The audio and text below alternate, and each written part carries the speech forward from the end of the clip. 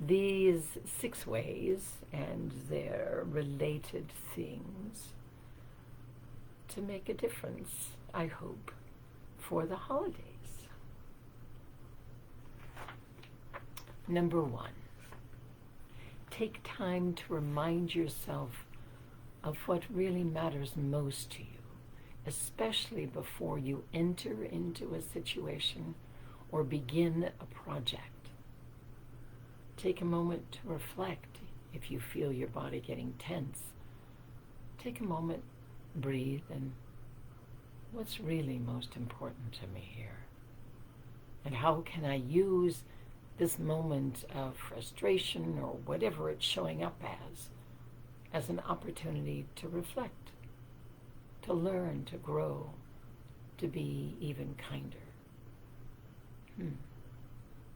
Number 2, something I found of value also with a lot of clients, being present to the facts in a situation rather than creating stories or drama or however it shows up for you.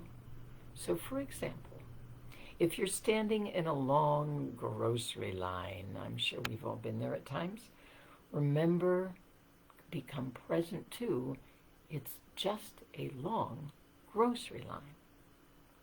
Stop yourself if you catch yourself creating a stress-inducing story about this could happen, that could happen, da-da-da-da-da-da-da-da. Notice if your body is tensing up. Breathe all the way down to your toes and just notice the facts. The more specific you get, the greater the effect. It's a wonderful mindness exercise. So examples could be, I'm wearing blue jeans or black trousers. I have white tennis shoes on. My shirt is brown with 12 buttons. That'd be a lot of buttons, but however many buttons. I am standing in the grocery store. I'm able to stand in the grocery store. I've gathered the 5 items I want to buy. It happens to be a long line. You can even count how many people in front of you and count how many people behind you, if there are people behind you, and be glad you're not the one at the very end of the line at the moment. And what can you appreciate about you, your body, the situation, other people? What are specific things you can appreciate while you are in that situation? For me, an extreme situation when I had a head injury, ways that I shifted things for me was I was grateful I could blink my eyes. I was grateful I could stand even though I went off balance a lot.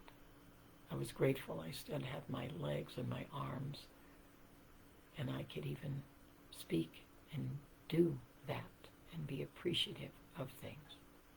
So wherever you are, whatever is happening, if you can find things to appreciate and be specific, it's really remarkable how things can calm down.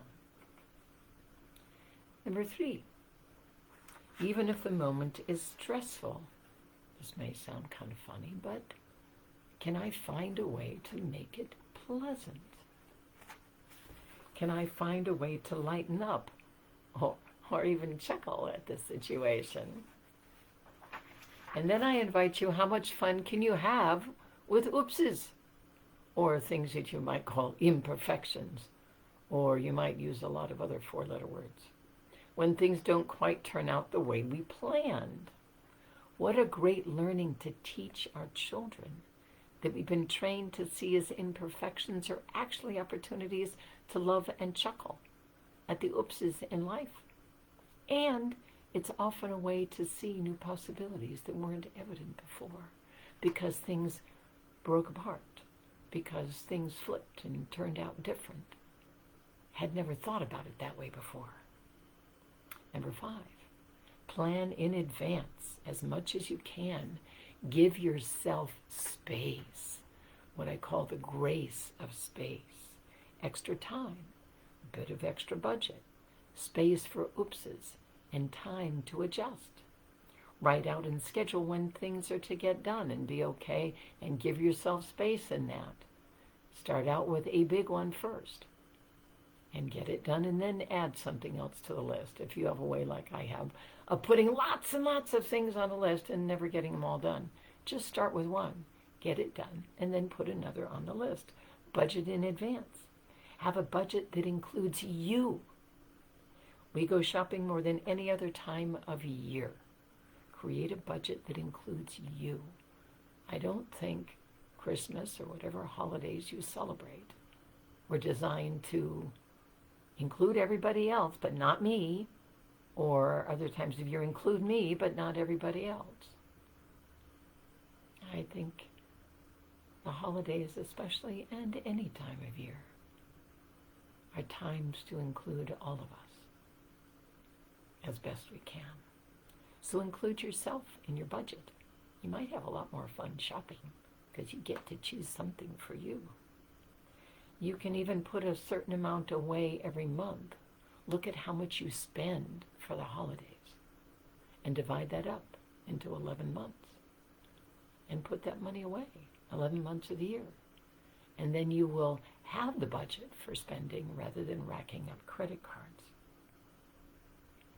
And as you buy things, also, if you see something that somebody will love and it's February, buy it.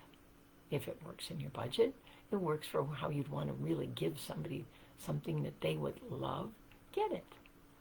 And then put it on a shelf, in a box, wherever, and make a list so that you can check off how much you're getting done in advance. That might feel really good. It would for me. And then when you get to holiday time, it's, well, a whole bunch of stuff got done in advance. And there's more space for joy and less stress. Number 6, respond with kindness and understanding to yourself and others. What if the value of things not going the way we planned is so that we have an opportunity to be, to grow in our understanding, compassion, and caring of ourselves and others? What if things not going the way we planned was an opportunity? What other opportunities could there be? And I want to give a shout out to hopkinsmedicine.org for some of the information I've shared today. And, what are 3 things that would really make the holidays special for you? What are 3 things that would make the holidays special for you? Write them down. If it's time to go for a walk or a drive, or send yourself, I've done that before, and I'm amazed at how much I like it. Get yourself if you see a gorgeous holiday card or a card any time of year, and you really, really like it and wish somebody would send it to you, well, be that somebody. Be that somebody for you. Write yourself a special note and put it in the mail and send it to yourself. You might be amazed what happens when you receive it. So do things, take time. Take a moment, even if it's a few minutes a day, a minute here, a minute there, while you're driving. We really choose, we can all find moments of space, of grace, to be grateful, to let things go, and to become present to what's really most important for you, about you, with others, and this planet.